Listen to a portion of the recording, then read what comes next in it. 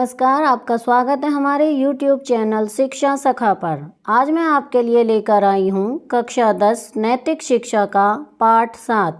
पाठ का नाम है बर्डमैन ऑफ इंडिया सालिम अली। इस वीडियो में हम इस पाठ का सार और प्रश्न अभ्यास करेंगे।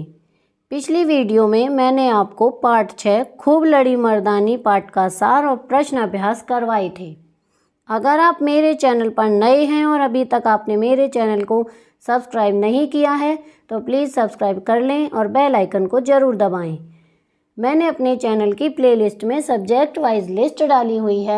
आप जिस भी सब्जेक्ट के लेसन को देखना चाहते हैं मेरे चैनल की प्लेलिस्ट में जाकर उसे देख सकते हैं। तो चलिए अब हम पाठ की शुरुआत करते हैं। आहा, सालिम हमारे हीरो हैं, हृदयवान निर्मल सलील त्रिवेणी हैं, जिनका ज्ञान चिकुर का है, भय उनको बेफिन बया का बांधव, सचमुच में है सालिम उल्लेखनीय मानव। डिलन रिपली, संपादक ए बंडल ऑफ फेदर्स। दुनिया में ऐसे कम ही लोग हैं जो दूसरों के लिए जीते हैं और मनुष्य श्रेणी में अलग जीवों के बारे में सोचने वाले तो विरले ही हैं।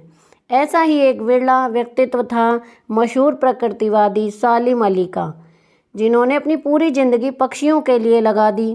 कहते हैं सालिम अली परिंदों की जुबान समझते थे और इसी कारण उन्हें बर्डमैन ऑफ इंडिया कहा गया। उनका पूरा नाम सालिम मोइजुद्दीन अब्दुल अली था, जिनका जन्म 12 नवंबर 1896 को मुंबई में एक सुलेमानी बोहरा मुस्लिम परिवार में हुआ। ये 5 भाइयों व 4 बहनों के अनाथ परिवार के सबसे छोटे सदस्य थे। इनके जन्म के 1 वर्ष बाद पिता मोइजुद्दीन की और 3 वर्ष बाद माता जीनत उसनिसा की मृत्यु हो गई। इनकी परवरिश इनके मामा अमीरुद्दीन तैयब तथा निस्संतान मामी हमीदा बेगम की देखरेख में खेतवाड़ी मुंबई में एक मध्यम वर्गीय परिवार में हुई। सालिम का बचपन चिड़ियों के बीच ही गुजरा। सालिम अपनी प्राथमिक शिक्षा के लिए अपनी 2 बहनों के साथ गिरी गांव में स्थापित जनाना Bible medical mission girls high school में दाखिल हुए और बाद में मुंबई के सेंट जेवियर स्कूल में प्रवेश लिया। इन्होंने 1913 में मुंबई विश्वविद्यालय से 10वीं की परीक्षा उत्तीर्ण की।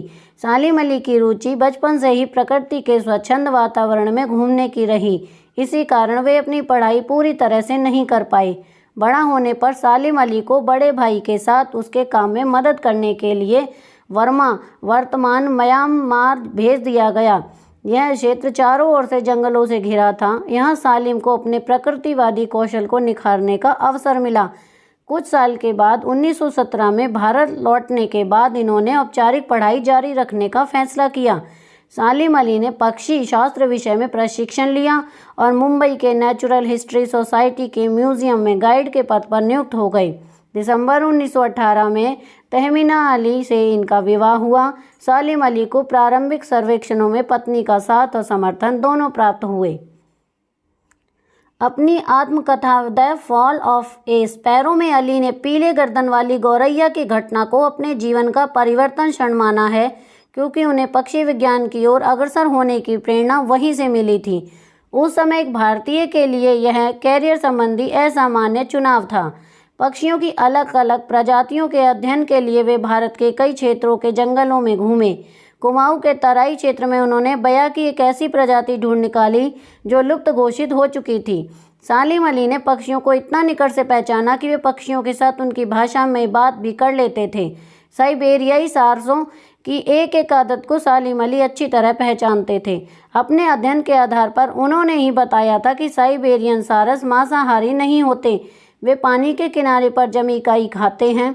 पक्षियों के प्रति सालिम अली का व्यवहार मित्रतापूर्ण था। उनके पास बिना कष्ट पहुंचाए चिड़ियों को पकड़ने के 100 से ज़्यादा तरीके थे।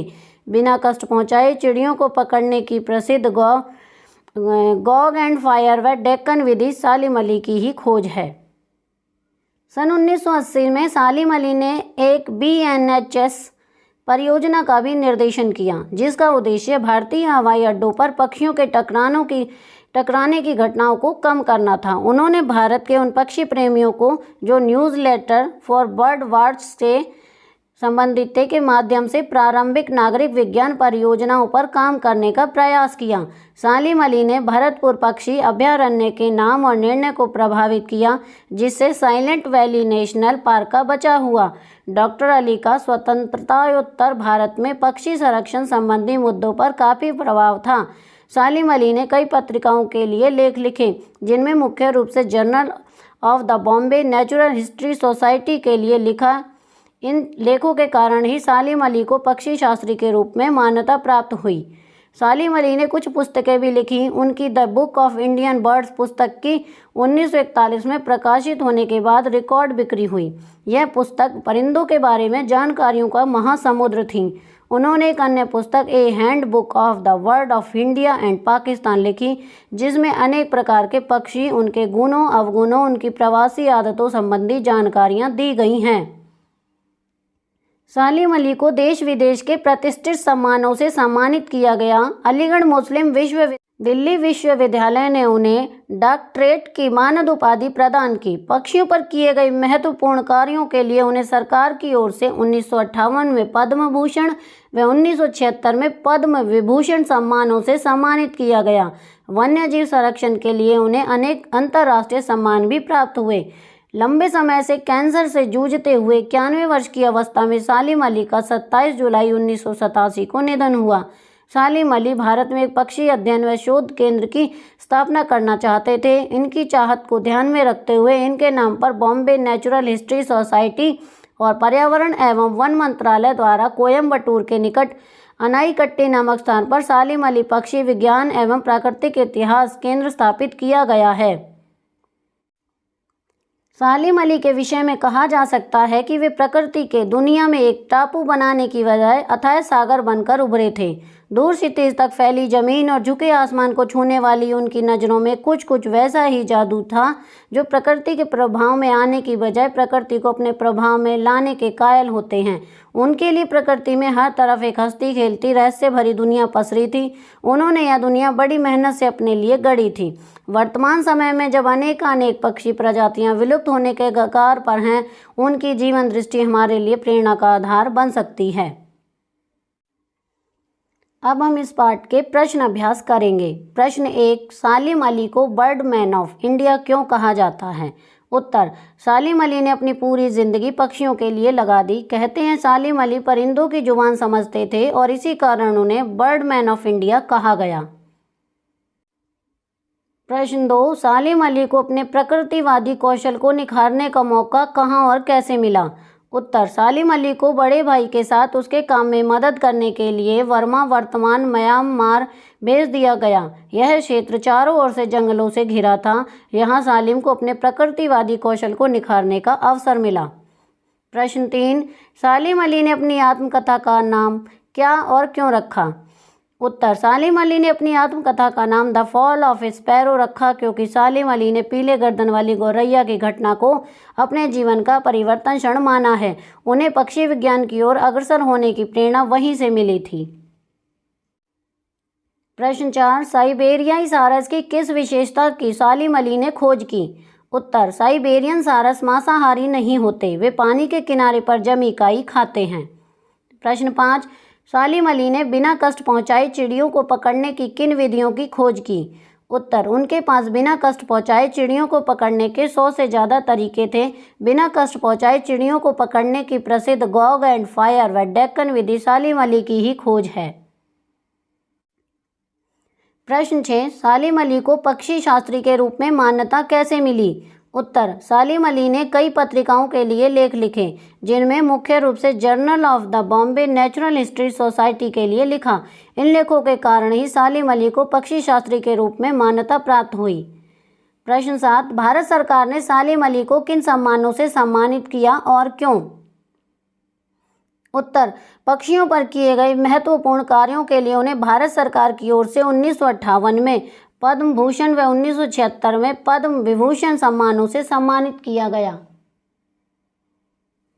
प्रश्न 8, प्रकृति की दुनिया में सालिम अली का क्या स्थान था? उत्तर, वे प्रकृति की दुनिया में एक टापू बनने की बजाय अथाह सागर बनकर उभरे थे। प्रश्न 9, सालिम अली पक्षियों की खोज कैसे करते थे? उत्तर, पक्षियों की अलग अलग प्रजातियों के अध्ययन के लिए वे भारत के कई क्षेत्रों के जंगलों में घूमे। कुमाऊं के तराई क्षेत्र में उन्होंने बया की एक ऐसी प्रजाति ढूंढ निकाली जो लुप्त घोषित हो चुकी थी। सालिम अली ने पक्षियों को इतना निकट से पहचाना कि वे पक्षियों के साथ उनकी भाषा में बात भी कर लेते थे।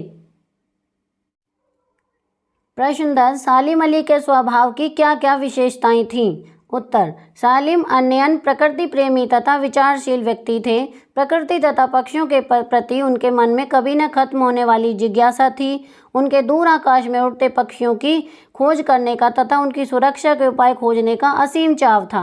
उनका स्वभाव भ्रमणशील था। व्यवहार में वे सरल, सीधे और भोले इंसान थे। वे बाहरी चकाचौंध और विशिष्टता से दूर रहते थे। प्रश्न 11, वर्तमान में कौन सी पक्षी प्रजातियां विलुप्त होने के कगार पर हैं? चर्चा करो। उत्तर, इनमें ग्रेट साइबेरियन क्रेन, गोंडवान, सफ़ेद पीठ वाला गिद्ध, लाल सिर वाला गिद्ध, जंगली उल्लू और सफ़ेद पेट वाला बगुला आदि शामिल हैं। प्रश्न 12, सालिम अली जैसे व्यक्ति के लिए ऐसी मृत्यु का विधान क्या न्याय संगत जान पड़ता है? चर्चा करो। उत्तर, सालिम अली की मृत्यु कैंसर जैसी घातक बीमारी से हुई। ऐसे प्रकृति प्रेमी को ऐसी मृत्यु नहीं आनी चाहिए थी। उनकी प्रकृति से जुड़ाव के बावजूद यह मृत्यु न्याय संगत नहीं जान पड़ती है। प्रश्न 13, विशिष्ट चोंच वाले किन्हीं 5 पक्षियों के विषय में जानकारी एकत्र कर सचित्र परियोजना तैयार करो। छात्रों को यह कार्य स्वयं करना है। वे अब चित्र इकट्ठे करेंगे और फिर उनके बारे में जानकारी अपने अध्यापक के साथ इस पर चर्चा करेंगे। प्रश्न 14, चिड़ियाघर का भ्रमण करो। वहाँ के किन्हीं 15 पक्षियों के नाम, रंग, आकार से संबंधित एक तालिका तैयार करो। यह कार्य भी छात्र स्वयं करेंगे। वे अपने बड़ों के साथ चिड़ियाघर का भ्रमण करने जा सकते हैं और वहाँ पर उन पक्षियों के बारे में जानकारी एकत्र कर सकते हैं। तो यहाँ पर हमारी यह वीडियो ख़त्म होती है। आपको मेरी ये वीडियो कैसी लगी मुझे कमेंट करके ज़रूर बताएं। अगली वीडियो में मैं आपको पाठ 8 भारतीय नारी पाठ का सार और प्रश्न अभ्यास करवाऊंगी। मेरी वीडियो को लाइक करें, शेयर करें और चैनल को सब्सक्राइब करना ना भूलें। Thank you.